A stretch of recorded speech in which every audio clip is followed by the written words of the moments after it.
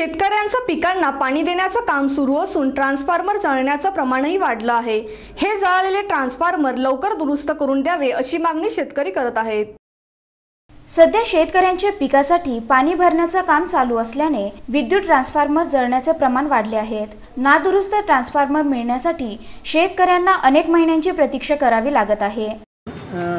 गावठाण फिडरची DP single fuse योजना 1.5 महिन्यापासून जळालेले पूर्ण संपूर्ण गाव अंधारात आहे। 1.5 महिन्यापासून आम्ही वारंवार चक्र आणून सुद्धा ती डीपी भेटत नाही। इथं डीपीच्या एक दिवस 15चे जे डीपी आणून टाकलेली होती इथं फक्त ती एकच दिवस चालली आणि परत डीपी जळलेली। ते सर्व इंजिनियर आहे ना ते काही बरोबर नाही। ते वारंवार आम्ही जर तिथे गेलो ना उद्या करू परवा करू दक्षिण उडं उत्तर देतात ते असं गावाचं आणि ते इंजिनियर आपले ते वायरमन दिलं ना वायरमन काही बरोबर नाही आम्हाला। यामुळे शेतकऱ्यांच्या पिकांचा देखील कोळसा होत आहे। सध्या सर्वत्र दुष्काळी परिस्थिती असताना मोजक्या पाण्यात जगवलेले पिके देखील शेतकऱ्यांच्या पदरी पडत नाही।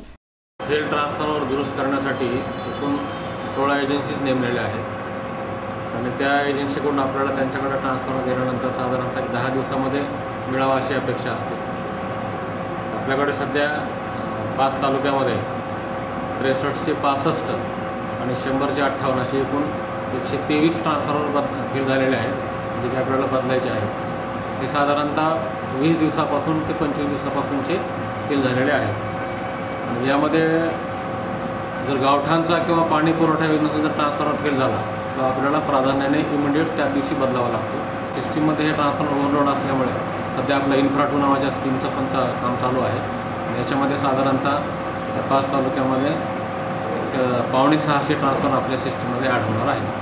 ते ॲड झाले की आपला साधारणतः हा लोड कमी होतो। महावितरणाने ट्रान्सफॉर्मर दुरुस्त करण्याचे काम करण्यासाठी एजन्सीची नेमणूक करावी आणि जळालेले ट्रान्सफॉर्मर लवकरात लवकर द्यावी अशी मागणी शेतकरी करत आहे।